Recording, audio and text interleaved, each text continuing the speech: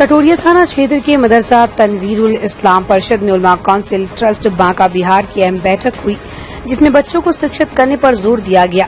बैठक में उलमा काउंसिल के जिला सदर मुफ्ती मुस्तकीम अहमद की अध्यक्षता में हुई। अपने खिताब में मुफ्ती मुस्तकीम अहमद ने कहा कि काउंसिल पूरे जिले में बच्चों को इल्म की रोशनी से आरास्ता करने का योजना पर काम को अंजाम दे रही है, जिसमें दीनी और दुनियावी शिक्षा शामिल है। इसको लेकर समय समय पर लोगों को जागरूक भी कर रही है। कमजोर बच्चों को जात पात से उठकर काउंसिल हर संभव मदद का भरोसा दिलाती है ताकि वो खुद को कामयाब कर सके।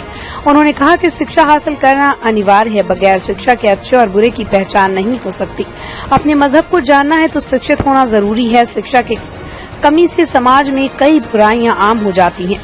उन्होंने लड़कियों को शिक्षित करने पर जोर दिया।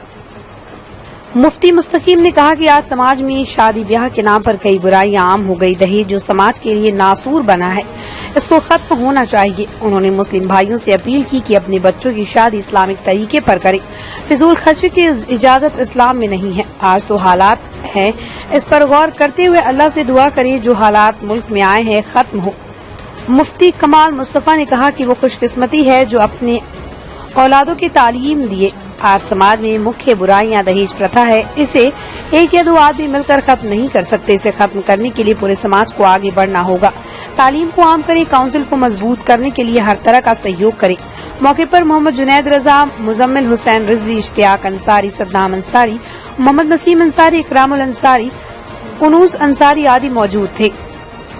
बांका से दिलावर अंसारी की रिपोर्ट हो रही है। पूरे इलाके के लोग यहाँ मौजूद हैं और सभी कास्ट के लोग मौजूद होते हुए तालीम के बारे में सबसे पहला सवाल किया गया है और ये सभी की राय है कि उलमा काउंसिल की जानिब से तालीम का किस तरीके से पूरा हो जाए, बच्चों की पढ़ाई की तरफ ज़्यादा गामजन हो जाए।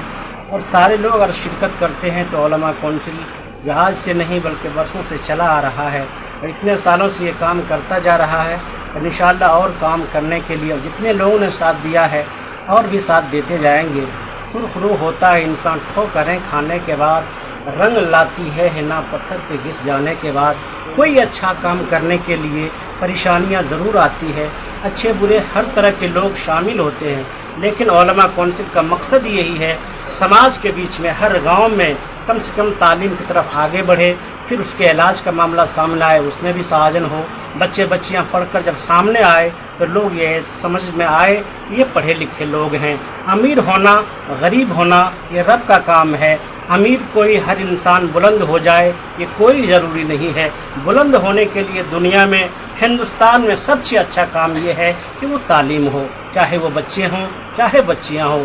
उलमा काउंसिल इतने सालों से चलता हुआ यहाँ तक पहुँचा है, लेकिन बहुत अच्छे लोग इससे भी हैं जो साथ देते हैं और काम लेते हुए आगे बढ़ने की कोशिश करते हैं। उलमा काउंसिल इस कोरोना के चक्कर में परेशान होते हुए फिर भी आज 22 के मौके पर मीटिंग रखी गई। इसमें सारे लोग अहबाब हैं, जिसमें नेता लोग भी हैं, बिगर नेता भी, डॉक्टर भी, सब लोग मौजूद हैं। लेकिन सबों का इरादा यही है कि उलमा काउंसिल जिस काम के लिए शुरू हुआ था आखिर तक ये चलता रहेगा, लेकिन साथ देने में सब लोग फ़ायदा देते रहेंगे तो इंशाअल्लाह ज़रूर कामयाबी मिलती रहेगी। इसके बाद भी बहुत सारा काम होगा, फिर मौका मिलेगा, सारे लोग राय देंगे।